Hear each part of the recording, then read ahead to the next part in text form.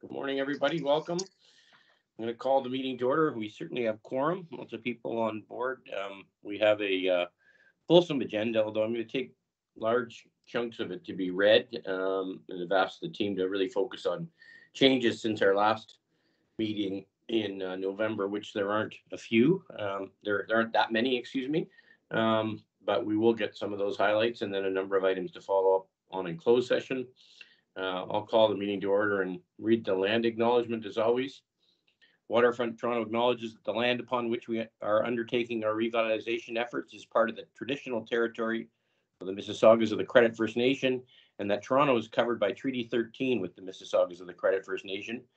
In addition, Waterfront Toronto acknowledges that Toronto has historically been a gathering place for many Indigenous people, including the Mississaugas of the Credit, the Anishinaabe, the Chippewa, the Haudenosaunee, and the Wendat peoples, and is home to many First Nations, Inuit, and Métis peoples today. So with that, everyone's had a chance to look at the agenda. Can I get a motion to approve that agenda? Take that from Lori, seconded by Drew. Okay. Any conflicts of interest to declare? Okay, hearing none. Let's keep moving. On the consent agenda, there's a couple things for approval, our farm committee work plan and annual mandate review, which we do annually. And also we have an internal and external audit plan to approve, neither of which has any material changes from previous years. But Lisa, why don't I turn it over to you? You can hit the highlights, maybe just focus on any areas of increased risk, which I think there's just one or two. And what we're going to touch on as we go forward. So Lisa, over to you. Thanks, Kevin, and good morning, everyone.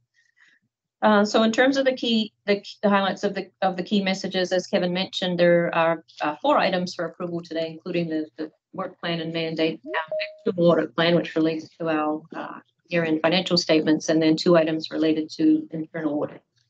The rest of the agenda is for information and discussion. We had some, in addition to our regular reporting, special reports on our wetlands flood protection and eastside projects. Under items 5 and 6, we have an internal audit report on accessibility. And then we have some updates on various items, including our risk appetite statement review, which we do annually, cybersecurity, including the follow-up of the 2 items that the board asked us to look into in the December meeting, fundraising, including a recommendation from management, and then an update on our business case for the next phase of waterfront revitalization, among other things. Kevin, if you like, the next item on the agenda is the work plan. I can go to that, and then I can give some very key highlights on what's changed in the macro dashboard and some of those other dashboards after that. Yeah, let's. Can we take the work plan as read and approve it, or does anybody have any questions there? We do this on an annual basis, and I don't think there's any changes in the work plan whatsoever. Is there, Lisa? No, it just maps out the meetings to the responsibilities in the mandate, and there haven't been any changes to the mandate. It's a very fulsome work plan, a very hardworking committee. Yep. Any questions on that before I ask for an approval? Okay, hearing none, can I have a motion to approve the annual work plan? Thank you, Lori. Seconded by Drew. Okay, and while we're on the approval bandwagon, maybe that we can approve the minutes of our last meeting of November 23rd. Take it everybody's had a chance to have a look at those minutes. Any questions or comments? Hearing none, okay, can I get a motion to approve those minutes? Again, Drew, seconded by Lori. Okay, those are carried. And we'll move now to the macro dashboard. Thanks, Lisa. Yep, and that is on page 29. Charmaine, if you want to just go there. As the committee is aware, this reports on the overall health of 3 key areas of interest to the farm committee. And as Kevin mentioned, we'll take this as read, but I'll just highlight some of the key components that have changed. You'll see that there's some components of our corporate performance plan that have shifted from green to orange this quarter. And that's because our forecasts for the year have dipped just below the 70% threshold for green, with some of our planned investments and the related revenues of those shifting into the next fiscal year. And it's largely related to the PLFP project. In terms of the supporting dashboards to this, the macro dashboard, wanted to highlight on page 30 that we are forecasting or anticipating to come in under budget by about 1.4 million for our corporate operating costs again this year. That's largely due to the HR component. In terms of our enterprise risk portfolio, which is on page 32, there's no material change there, with the key areas of focus remaining being managing the unprecedented escalation for our non-PLFP projects, namely Quayside, which we will discuss under agenda item 6, as well as working with our government partners to resolve our future funding and mandate extension issue. In terms of liquidity on page 51, no material change there with respect to our position, where we remain in a strong cash position forecast for the next 12 months. And we continue to forecast a need to draw down on our line of credit starting in early 2025. And that is largely to support the Quayside municipal infrastructure and public realm works, and will be subject to future farm and board capital approvals and construction schedules. So we will update that as we go. And so with that, that's really just the highlights of the key dashboards. Kevin, if it's okay, I would like to invite my colleague, Sampata Shandane, just to provide one or two key highlights of our third quarter financial statements for the committee's information. Great. Over to you, Sampata. Thank you, Kevin. Thanks, Lisa. Good morning, everybody. So these financial statements reflect the results of the corporation for the 9 months ending December 31st of the current fiscal year. These are business as usual statements. Overall expenditure and revenue levels remain consistent with the same period last fiscal year, for the same 9-month period last fiscal year. There is a slight dip in the revenues. They're slightly lower by in the expenditures due to acquisition of Parliament slip last year, and some of the Portland's expenditures have been deferred to the next fiscal year largely. There are no areas of concern. Overall, we remain in a very comfortable cash position, as Lisa mentioned, as a part of the liquidity update as well. One item that I would just like to highlight is on page 59 of the material, which pertains to receivables. We have now separated the receivables pertaining to Quayside land sales as a part of the 18.4 million, which is shown in note 3. And these are really the term receivables that we've been reporting as a part of our Quayside land sales. These are due within the next 12 months, and they've been separated out as short term now. Besides that, there are no other areas of concern, as I said. I can open it up to questions if there are any.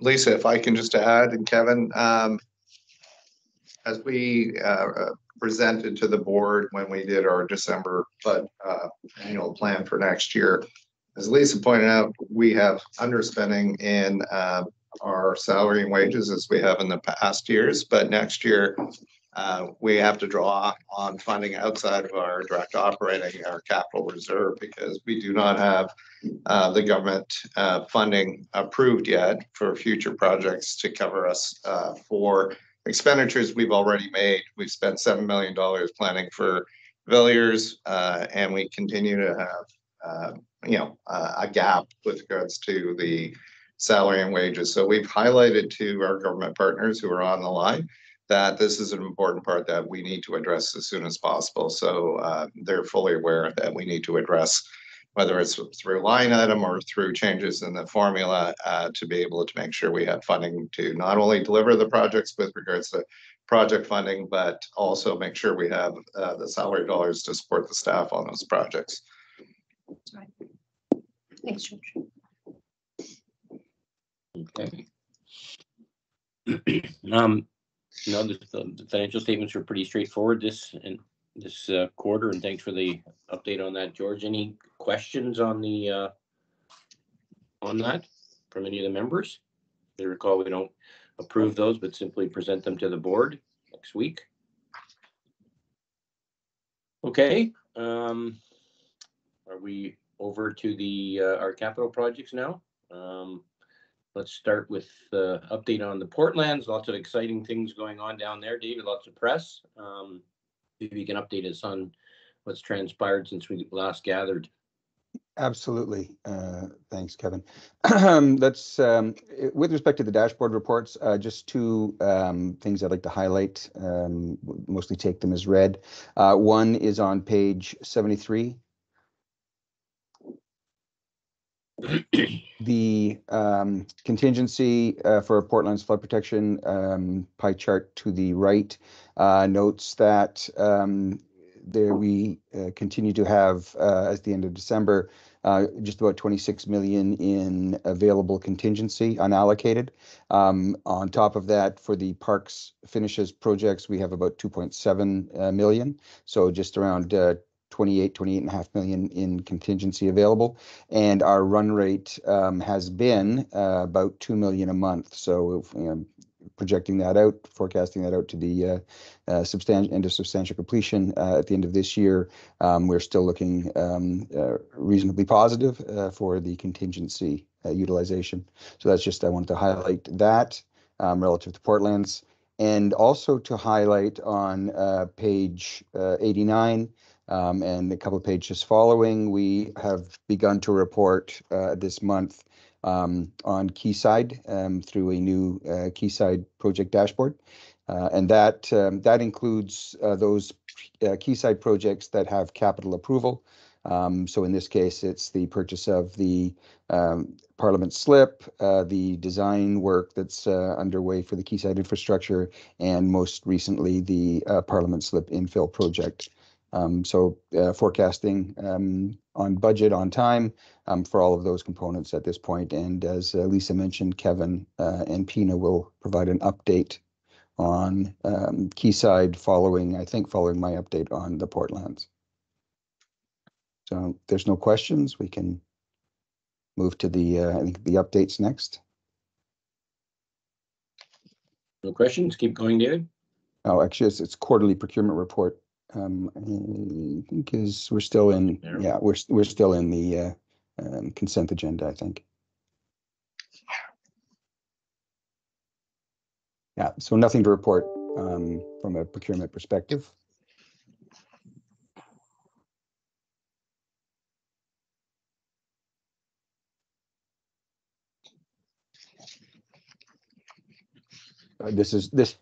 So I'll take this one.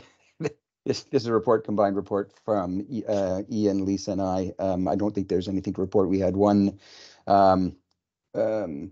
environmental issue on the stormwater treatment facility site that we've addressed, cleaned up, and dealt with the MECP on. But that's the only issue in the previous quarter from a health and safety or environmental perspective.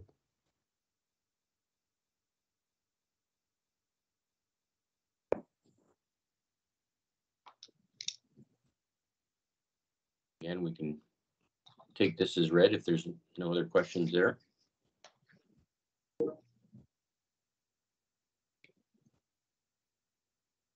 Okay.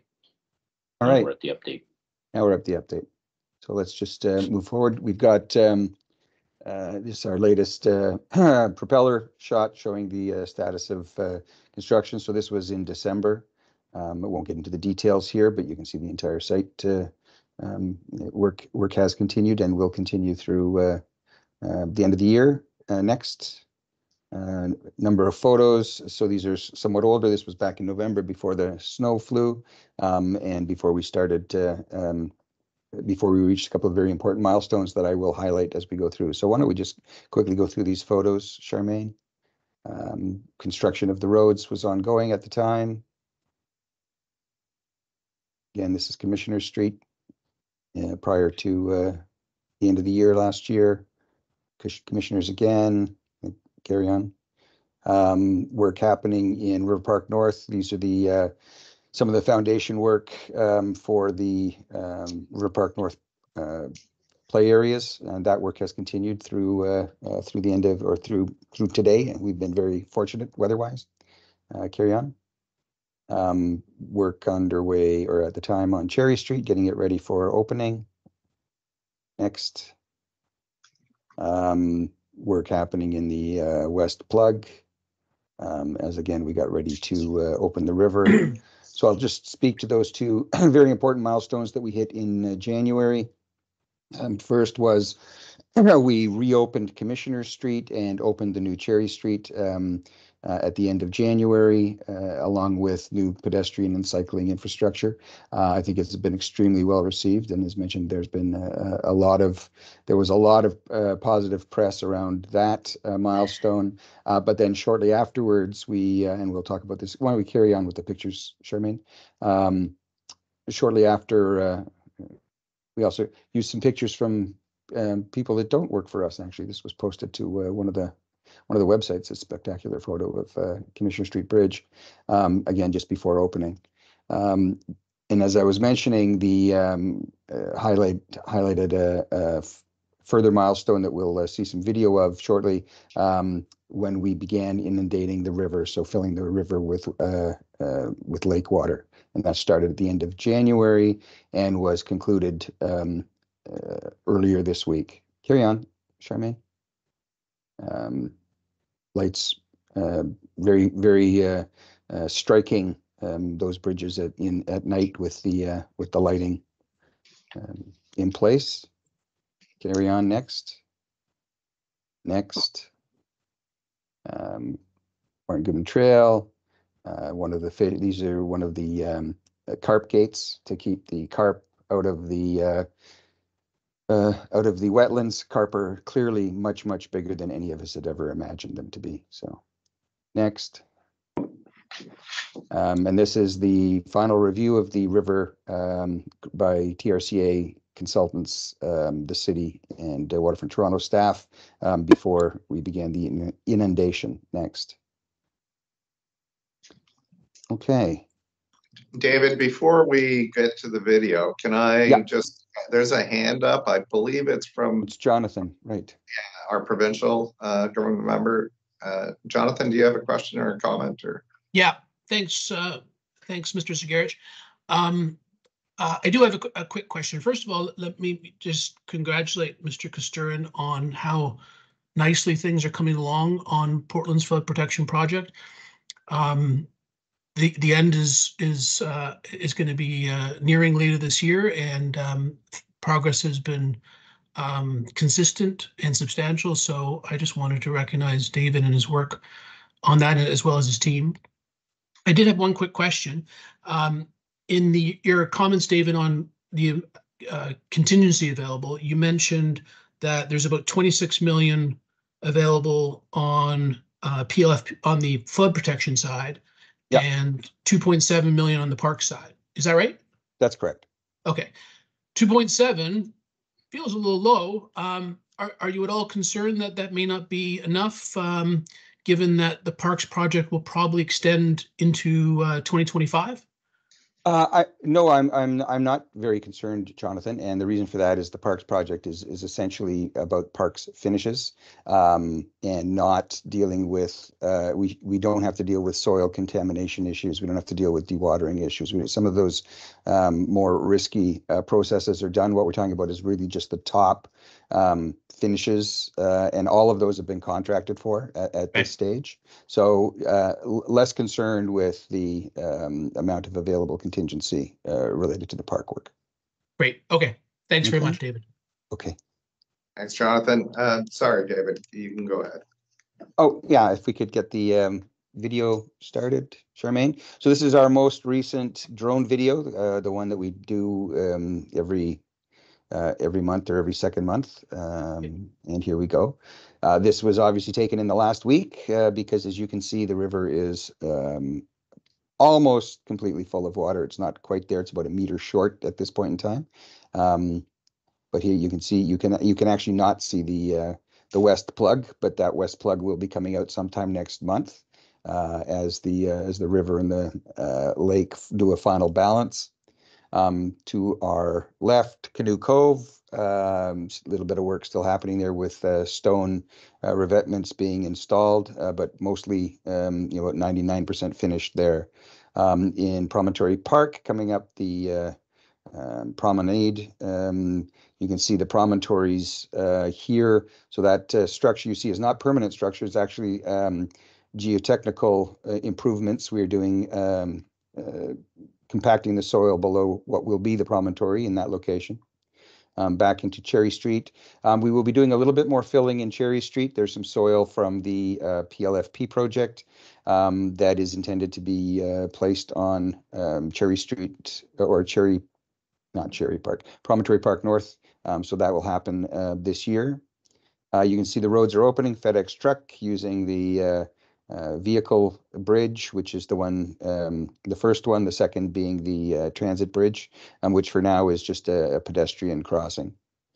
We have closed Cherry Street existing bridge and will begin the demolition of that in the next couple of weeks. And then we will begin on Earth Day, as I understand, the city, Ports Toronto, and TRCA will begin the dredging process in the Keating Channel to begin to get the Keating Channel bottom down to its design grade that is required to achieve flood protection. So that will happen actually in 2024 and 2025. Just to the right is Villiers Street, which is now closed at that location, so we can begin the excavation, which we'll see of the north plug and the connection of the river. We have, as of now, removed all of the westbound Lakeshore Bridge. You see a little bit of it left there, but it's all gone, and we'll be beginning the construction of the new bridge. Here you can see where we started the excavation of the north plug. It's now as far in as we can go. We've got to get rid of these hydro lines that you can see here. Once those are out of the way, we can continue this excavation as we come into the new river valley here. So the ice management area essentially fully inundated. The river going under the Commissioner Street Bridge, and then a wetland, river-connected wetland just to the west. And as we come around the corner, we've got Promontory Park South, not Promontory Park South, excuse me, River Park South, where a substantial amount of work has happened, and it'll just be really final finishes next year. And Jonathan, to your question, we actually expect both River Park North and River Park South to be finished this year and turned over to the city. It'll just be some of parts of Promontory Park North that will not be completed until the spring of 2025. So Terrific. And then, of course, the final shot, always the view back to the city. So that's our most current. And the next one should be really, really spectacular as all of this planting areas greens up over the spring. And we see that a large part of this area is actually completely concluded. This is brand new. We have taken a smaller drone out and have we had done a canoe video that was a virtual video of what it would be like to be canoeing or kayaking the river. We've now got an actual version of that here with a drone video, which is going to take a minute or two to run us down the entire length of the river. You can see the waterfowl have already decided that they like this and they don't take down the video, fortunately, or the drone. Here to our left, you can see the fire hall, which actually has pride of place there overlooking the river, quite noticeably. And that will be the main sort of entrance plaza to River Park North and the river system. To the right, we just passed one of the rock features that will allow people access to the river. So sit and fish, or put your feet in, bring a canoe or a kayak, or I'm not sure anyone's encouraging swimming, but people may even try to do that.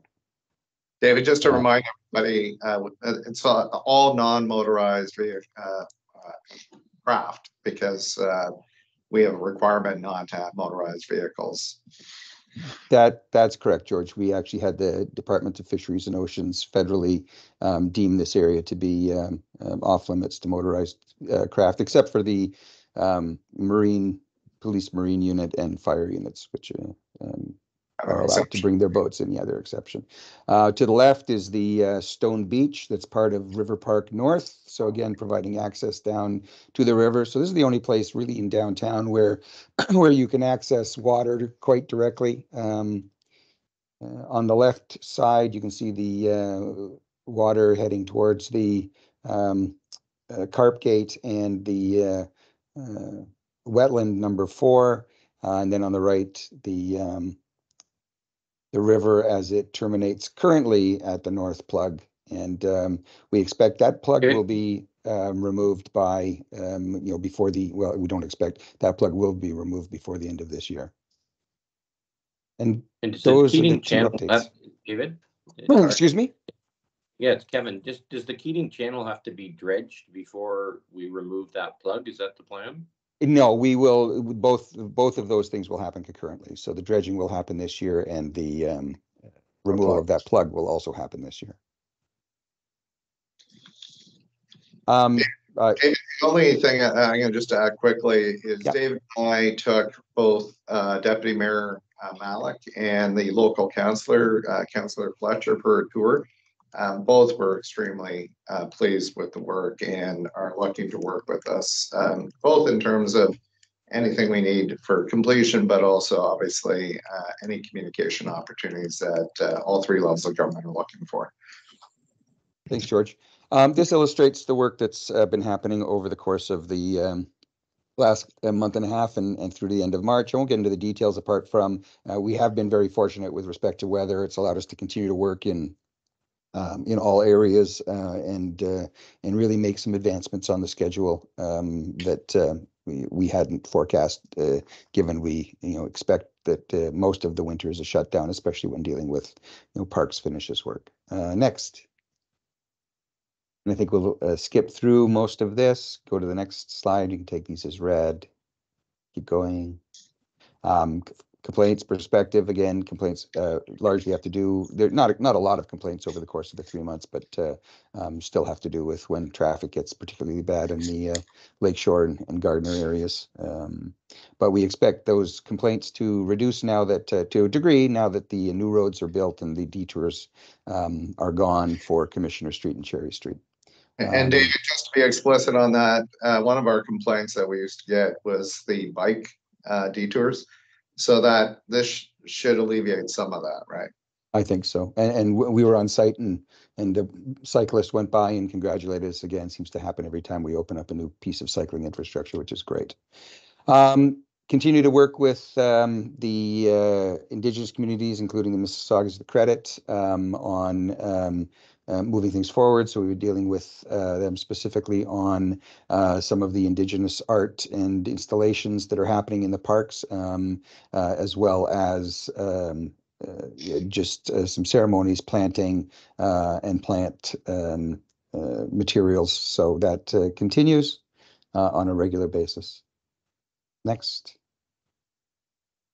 Communications, public engagement. As mentioned, we've had an extremely successful month in the last month with the media. We've don't have the, well, I guess we've had a lot of media interviews over the past month and a half, including I did one, and several of our staff have done them as well with the various newspaper and TV outlets as we opened up both the roads and began to fill the river. And they've taken a real interest now that we've achieved these milestones, and we want to continue to build on that and use these opportunities to further our reach with the public. George, I don't know if there's anything you want to mention about. The only thing I would say, obviously, we've gotten very good media response, but probably equally important is the interviews with the public that they've had. It's been extremely positive. And as David said, when we were with Councillor Malik and Councillor Fletcher, we had public passing by congratulating us on the great work. So I think, don't want to jinx us, but people are starting to appreciate, and now that they can see the work. And that's one of the opportunities that we have is, I think the future, there will be greater opportunities for communications. And that brings us to this, I think probably last slide, which is we're working with government partners on, what is the milestones and PR campaign and opportunities for outreach look like between now and opening of all of the components of the Portland's Flood Protection Project. So we will continue to do that, and we will provide some updates to the committees and the board as we begin to settle on some of these opportunities. And I apologize, I'm going to go mute because I've got Bell Canada digging up my front yard. So We can try to answer any questions that anybody has while he gets to the door. oh, they're not asking, they're just digging. Okay.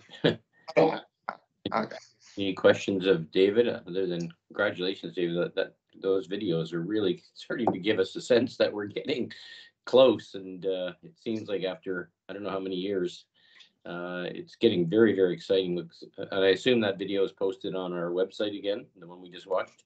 It is, or it will be.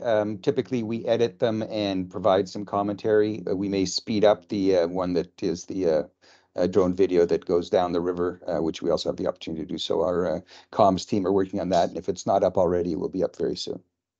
Yeah, it's outstanding. Very exciting, guys. Well done. Any questions or comments on that before I turn it over? Is BTY next, or? Yes, I have they are, and I think Lewis is here. Yep. Okay. Good morning, everybody. Good morning. So we issued our last report, basically pretty happy to be part of the project as well. I'm a cyclist, and I gotta tell you, I'm really happy about the project, and I went already on my bicycle, and it's amazing. So from the analysis that we actually had to do on the project, I gotta tell you right now, we have no major comments. The only little issue that we had was that we were not able to review the December schedule just because of the holidays. It was agreed by Ellis Dawn and the PMO office just to delay that to January. So our analysis was based on the November schedule that was the latest available. At that point, we don't know, we are not noticing anything unusual. There are a couple of delays that are manageable right now that are mainly related to how the winter work is actually scheduled. But my scheduler has been in contact with Ellis Dawn, and there is not really a risk to delay things. So it's just a way just to manage a couple of activities. Regarding the contingency, somebody just asked about it. We are quite confident in the level of contingency. If we see the balance to complete and the amount available is extremely healthy. I gotta say it's really healthy. So we're talking about with the remaining budget for the general parks, we're talking about a 10% contingency remaining for the parks. We're talking about a 3.6% contingency remaining, which is healthy for this stage of the project. That's pretty much from our end. There were no changes in terms of scope or changes in terms of budget. We're still tracking the same numbers as previously approved by you guys. So our level of confidence is really high right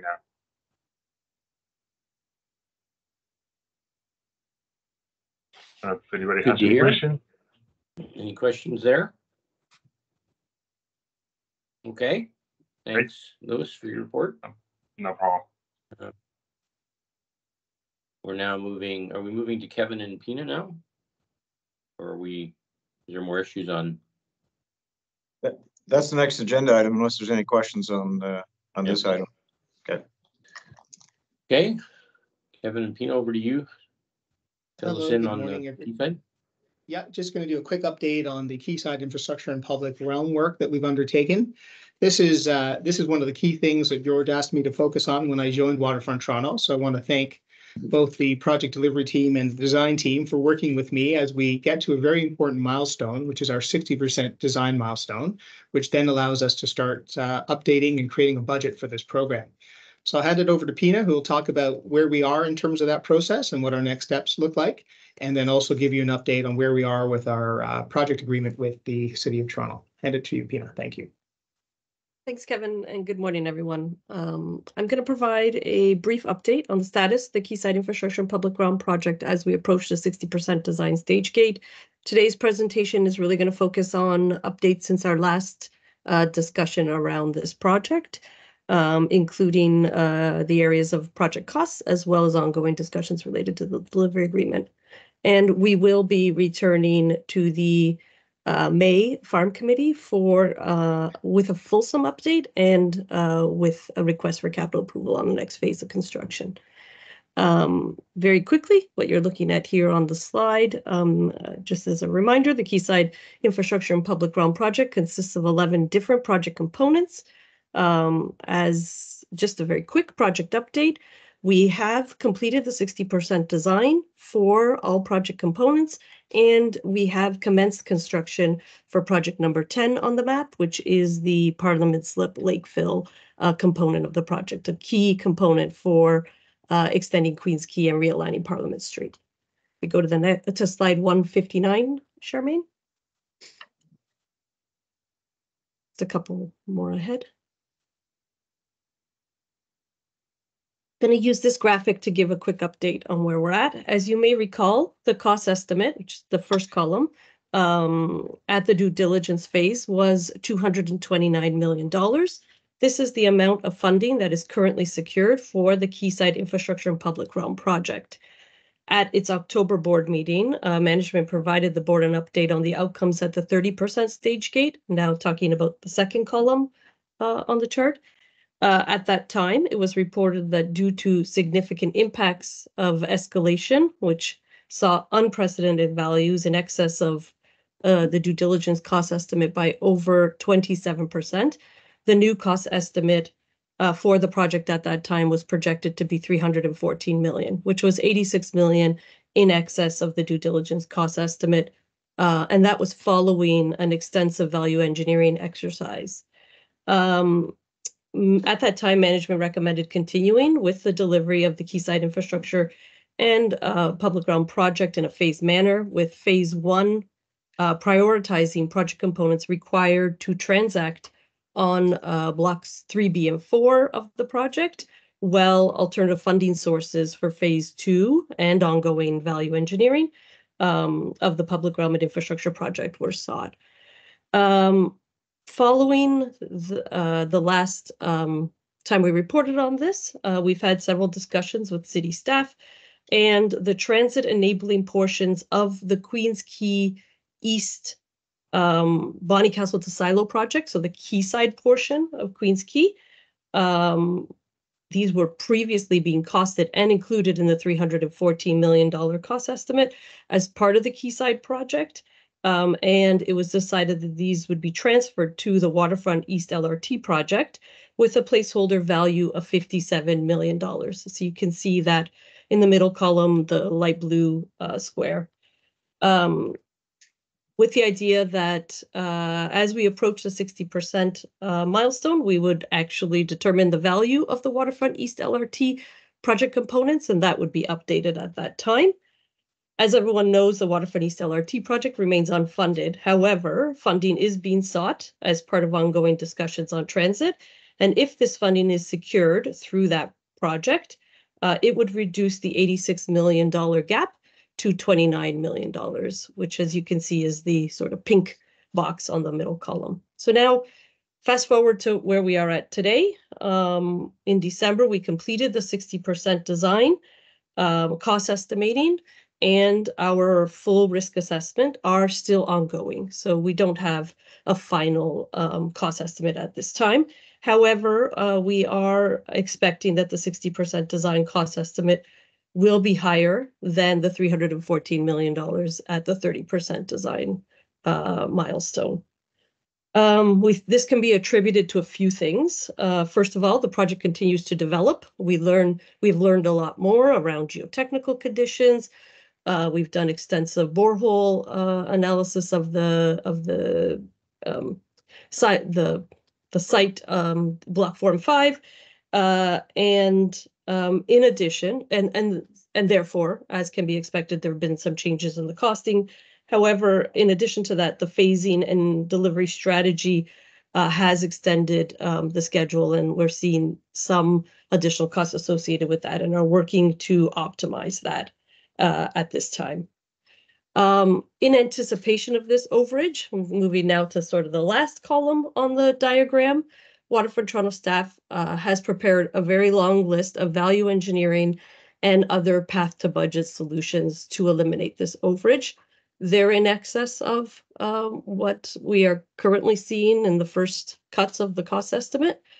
They include things like additional value engineering in the areas of infrastructure design, public realm, and environmental. They include reductions to soft costs as a result of some efficiencies that we have been able to achieve throughout the design phase. There's some optimizing of project phasing, as I noted, seeking alternative, more efficient ways to deliver project components, seeking additional funding sources that may exist for specific project components, such as, additional funding from, transferring additional, or the transfer to the Waterfront East LRT being in excess of the $57 million number. As a next step, we'll complete the cost estimating and undertake the full risk assessment. In parallel, we'll continue to review the feasibility of all of the long list of value engineering and path to budget solutions with the city and our partners at QILP, and develop an optimized phased delivery approach. And we'll report back at the next farm committee with the outcomes of this process. I'm going to now move to slide 160 to give a quick update on the status of the delivery agreement with the City of Toronto. As the farm committee knows, we began negotiations with the city early last year around the delivery agreement. In early October, we understood the terms of the agreement with the city were essentially resolved, and we're not aware of any significant outstanding matters. And it was at that time that we obtained board approval to commence the Lakefill and the Parliament Slip project. In January of 2024, the city provided a revised draft of the agreement to us and an additional clause requiring us to implement risk management measures in excess of the provincial requirements was included in that draft. This is beyond what has been designed and budgeted for thus far. The environmental risk management measures have not historically been contained in delivery agreements, and rather are project-specific discussions with outcomes that align to each specific project requirement and unique conditions of a project. And we're concerned that including this new clause would both set a precedent, but also not allow us to have thoughtful solutions to emerge as part of the design process. These additional risk management measures will place an even further pressure on the estimate work that we've completed today, cost estimating that we've completed to date. Discussions related to this DA are ongoing and have been escalated to WT and city executives to address the outstanding issue. And we expect this to be resolved in advance of the next farm committee and the further request for capital approvals. I'm going to ask David and Ian if they want to add anything on this. If not, I'm happy to answer any questions, but I think that's an accurate summary of where we are in terms of the status of the agreement. So that concludes the update on the Quayside project. If there's any questions. Okay, we might come back to you with more questions in closed session, Peter, but thanks for that report. Sure. Okay, let's keep moving. Let's turn it over to BDO for we have to approve our external audit plan. Not sure who we have on from BDO today. My apologies. Is it Rob? I think we have Rob Claus from BDO Canada. Rob, are you there? I'm here, yeah. Thank you, guys. So happy to be here. Charmaine, I don't know if you can go to the actual report there. Yeah, if you go to the 4th page of this, with there's pictures of some people. Okay, so I'll start here. So our audit team is fairly consistent with past years, which is always great to have. Rob and myself and Jeff leading the charge, and then Anthony and Alex Herbert, which is not on here, will manage the file, and then Alicia's our quality assurance partner. On to the next slide, please. In terms of the timeline, so we'll run through high level here. So we've done planning and interim fieldwork already, actually, back in January. So we got things rolling then. we're presenting here today, obviously to the Farm Committee.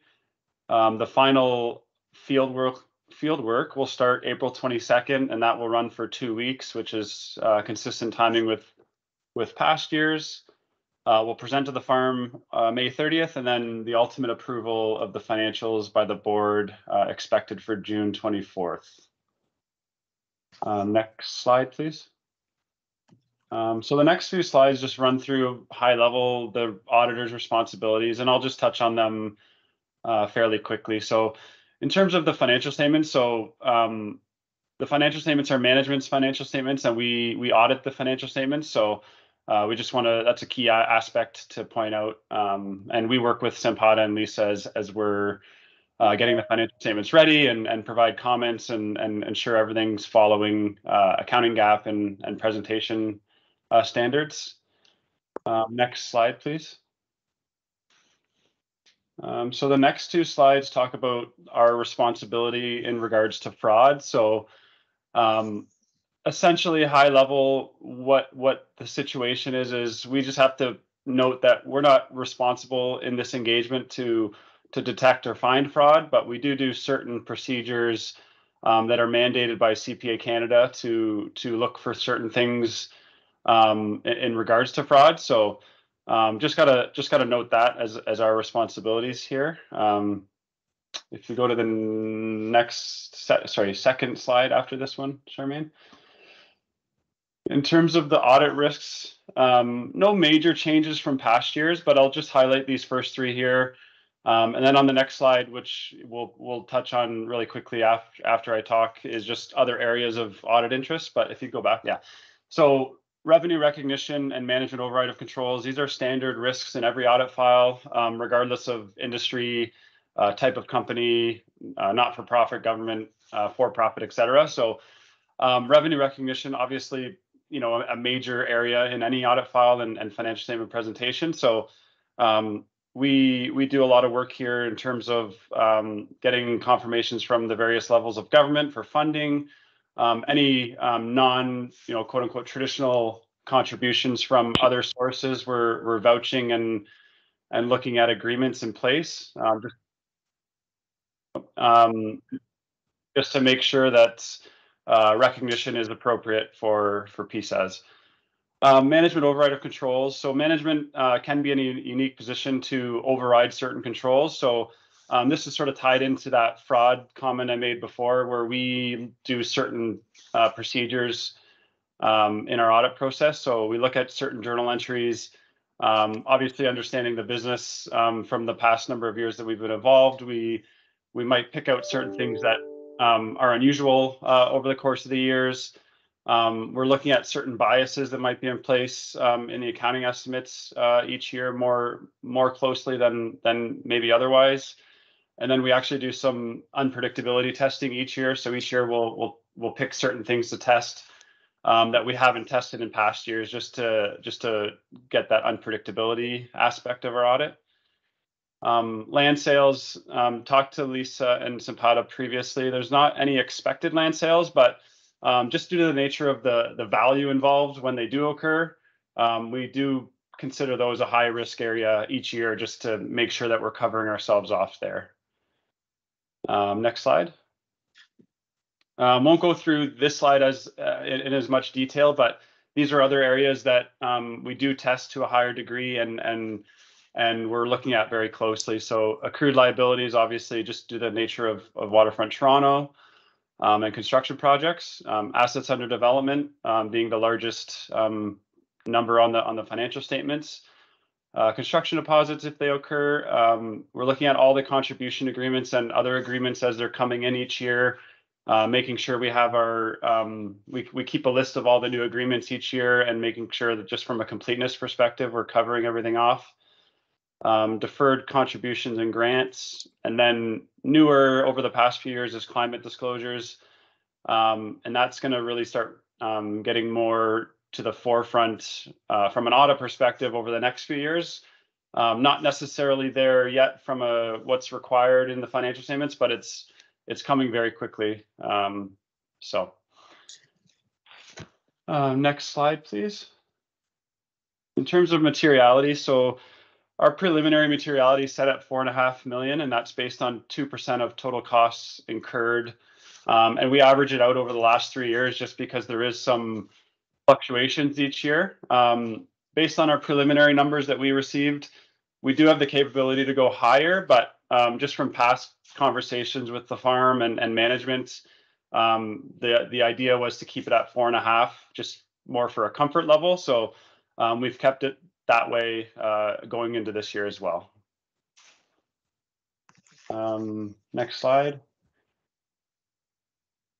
Okay, so the next bunch of slides I won't go into details on, but there's a lot of information here about our audit process, some of the standards that came into place last year with internal quality, and it's called CSQM1. There are some resources towards the end of the slide deck for PSAS updates from an accounting standards perspective, and then other trending topics and areas for government entities if you're curious. But as I said, I won't go into details there just for keeping everybody on time. So that's the report from BDO. I don't know if there's any questions from anybody.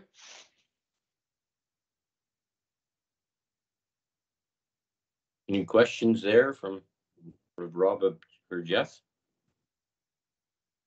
No. Fairly straightforward. Thanks for your efforts in your report.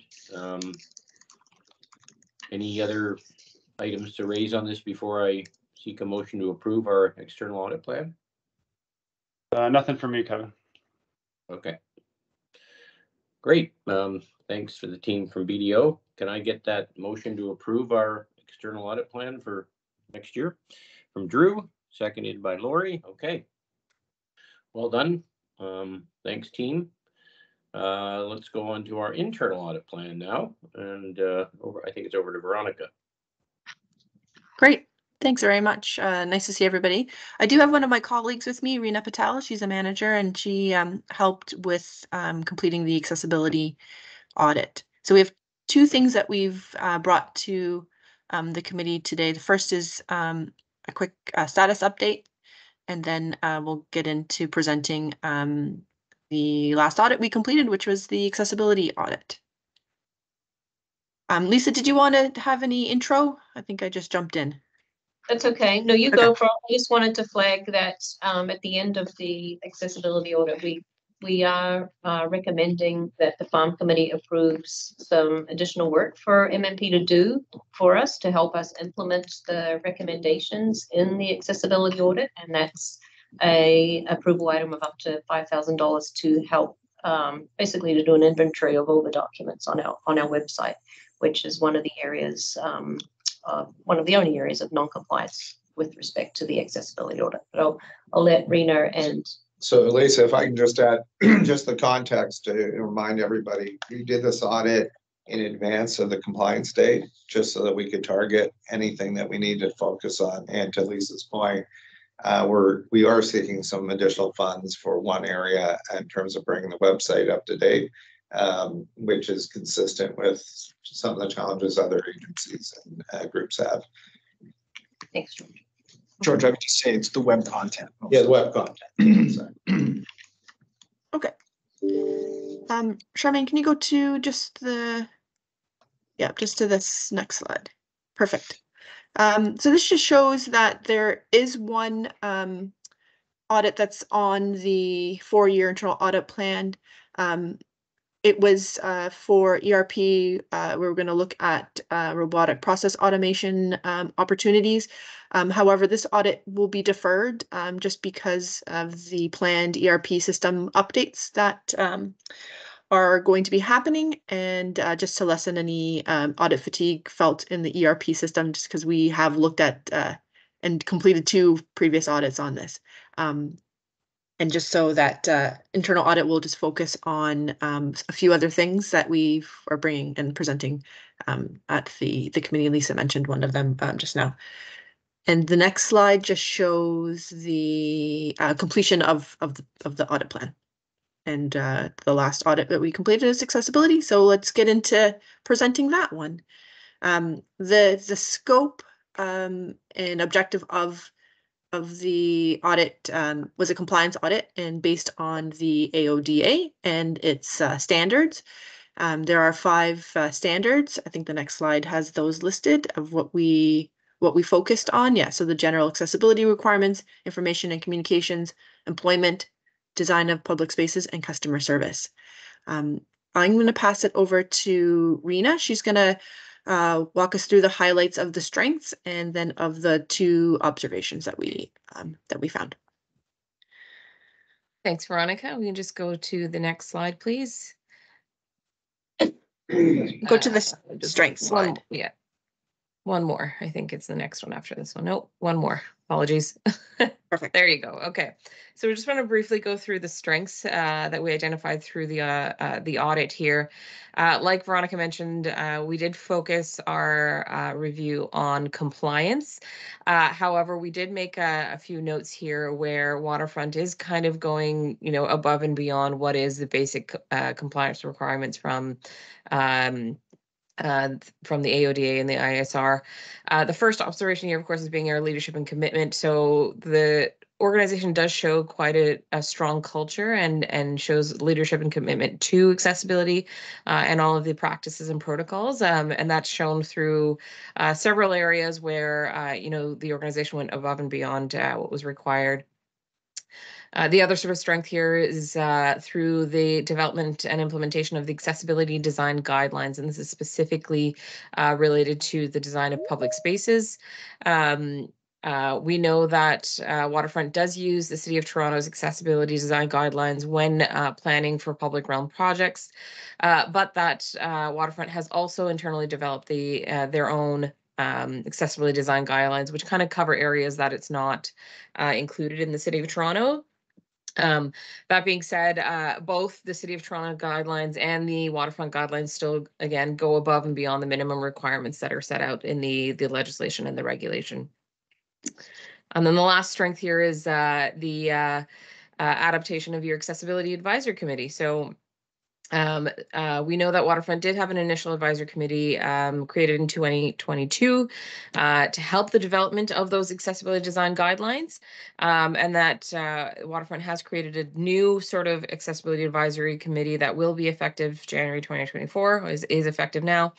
And really their purpose is to provide Waterfront with real-time feedback, guidance and advice on the public realm projects during the implementation. So not just the design phase, but also during construction. And the good thing about this committee is that doesn't include quite a variety of individuals, including those who have lived experiences with disabilities, people with professional expertise, and as well as advocates and caregivers. So another strength of the overall accessibility at Waterfront. We'll just go to the next slide, please. So I just wanted to go briefly through the summary of our observations. You can kind of see here there are 97 requirements in the ISR that require compliance. And really we found 97% compliance to those requirements. And so really we only had 2 findings under 3 different areas within the regulations, which we will go through. But just to say, Waterfront is in good shape. We are doing pretty well. And the issues and challenges that we did find through our audit are not uncommon to many organizations. They are things that many organizations we work with have challenges with. So we'll go into just briefly talking about the two findings. And I think on the next slide, you'll find that we can talk about, just one more. And one more, let's see. Okay, so the very first observation that we noted here was really around the accessible websites and web content. So as mentioned before, Waterfront is going to look for some additional support to help address this one.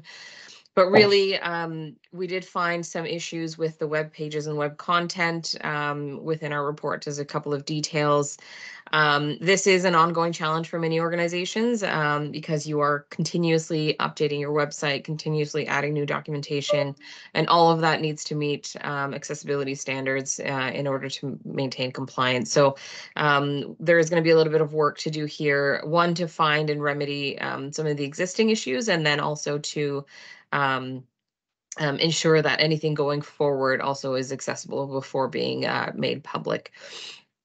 So I think on the next slide, we just have an example of sort of an issue that we found, which I'm not going to go through. But on the next slide there, we've got Waterfront's management responses to this. So you just advance one more.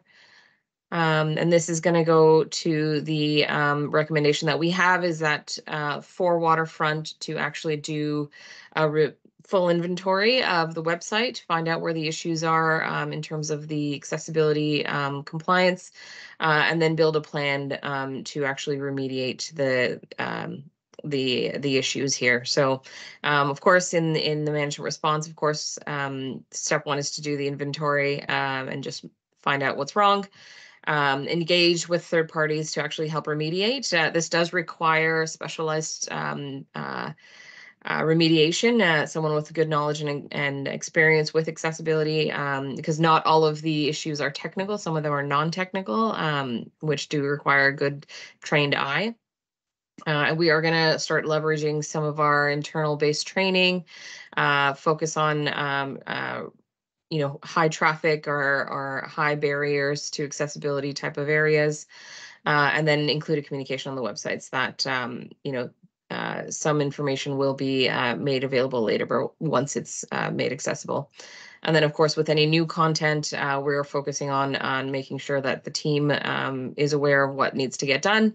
It's including, best practices, tools that can be used, which will be implemented this year. We'll go to the next one, which is very briefly the accessibility training. So this was actually an observation under two different standards within the regulation. However, it's just one observation here, and it has to do with training. And this specifically is related to training to organizations that provide goods and services on behalf of the organization. So these are sort of third parties. There is a requirement for those organizations to have completed both the general standard training and the customer service standard training. And we found that this was just sort of needed some verification and validation. Again, the training in terms of our staff and our people, that's all good. No issues there. This is really just to do with those, third-party contractors who provide services on behalf of Waterfront.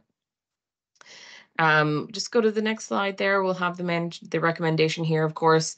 There is a couple of ways that we've recommended that Waterfront can address this. One being that you can embed it into your procurement process and ensure that any vendors you are working with attest that they have completed the training.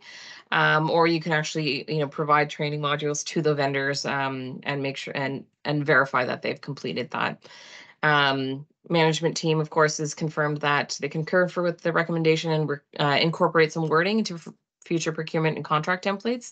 Again, that's just so that new contractors who provide those services also acknowledge that they have done the training. The good thing is if you're working with many organizations in Ontario, they would have already done it. And then at least, going forward, that should be not so much of an issue to deal with. And this is a low risk one for that, just because it is very quick to fix. I think we'll pause here and just leave time for questions. If I can just add, just again on the request for the funding to look at the inventory, one of the key reasons for that, as Cameron pointed out, it is the content we're looking at. We don't want, if there are historical documents that are no longer relevant, the decision's got to be made whether we just remove them as opposed to try to put them in compliance. So we want to try to minimize the additional work that we would have to do to come into compliance, especially if there's no material or relevance to the documents anymore. Drew, I see your hand up. Yeah, thanks, and that makes sense, George. I'm interested in context, and thank you for the report. Really interesting. So my memory is AODA. It's provincial legislation, but there's a deadline of 2025, and the legislation goes back, at least a decade now. And when last, I guess, I was, visited this or brought up to speed, the expectation was there was going to be large-scale non-compliance. And obviously, I guess it's easier to be in compliance. I'm thinking of built infrastructure here, training and websites and things. But I'm just interested in the fact that we're at 97% and, you know, with new infrastructure. But in what context? Is the province expecting widespread non-compliance still, or in terms of old infrastructures have been brought up to steam? Do you have a sense of that? So there's various phases. So that's why it's that there's that 2025 kind of ultimate deadline. So they've brought in the legislation and had in the various standards all in different phases. So the expectation is for everyone to be compliant by that 2025 date. But yeah, we've seen and doing a lot of these accessibility audits, and Rena can confirm that there's a lot of organizations that struggle with some of the more trickier parts, which is like the websites and the web content, and especially if you're dealing with a lot of historical documents that would never had been prepared with that accessibility in mind. Right, so the remediation of those is tricky for some organizations. Yeah, and in terms of built infrastructure, I mean, there's a lack of funding in a classic government way, right? There's a requirement, but a lack of funding. For so the built start for us. Yeah, for built structures, there is a there's a date that anything built before a certain date, there's concessions and exceptions for those, and it's only if you are going to be doing really large maintenance and repairs and remediation of that, then you would have to then fix it to be accessible. So there are some exceptions to built infrastructure. Super helpful. Thank you. Yeah, no problem. Great. And just to, Drew, just to support that again, like your accessibility design guidelines are all, again, built to standard or in excess of the standard, which is great. And you've been using it for many years. So anything new we know has actually been built with accessibility in mind already. So you're in good shape on that front. Yeah. Okay, thanks for that report. Any other questions there? Okay. And anything else from you, Veronica? Nope, that's what I had to present. Okay, thank you to you and Rena. Thanks for being here. Okay. Kevin, there's a motion to approve up to $5,000 for MMP to do the inventory on our website. I mean, maybe if you go to the page 212, or unless you've got it on a different slide, it's at the bottom of the cover sheet. At the bottom. Yeah. There. Yeah. Can I get someone to make that motion? Drew. Okay. Thank you. Seconded. Okay. And that's carried. Thank you. And I guess that unless I'm missing something, and management let me know, I think that's the end of our open session, and we're now going to go. Thanks for the correction, going into closed session. Can I get a motion to go in closed session? Look for Drew for that. Thank you. Okay. So I think the only approval arising is the minutes of the closed session. There is another item as well, Kevin, the item 11B. Oh, yeah, right. Okay. Yeah, I see that. Can I get a motion to approve the minutes? Okay, thank you. Those are carried.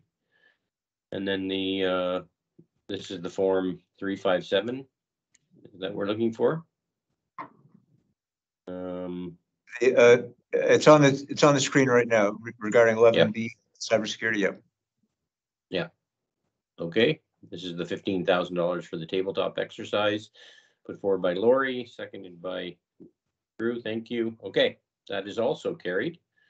And before I accept the motion to terminate the meeting, anything else that anyone would like to add? I think we will have a quick directors only session. So thank you to everyone, the staff and management, for all the organization today and the very, very extensive materials that were put together. I think 350 something pages. Yeah. A necessary evil, I think. But thank you everybody for your time, and we'll see everyone at the board meeting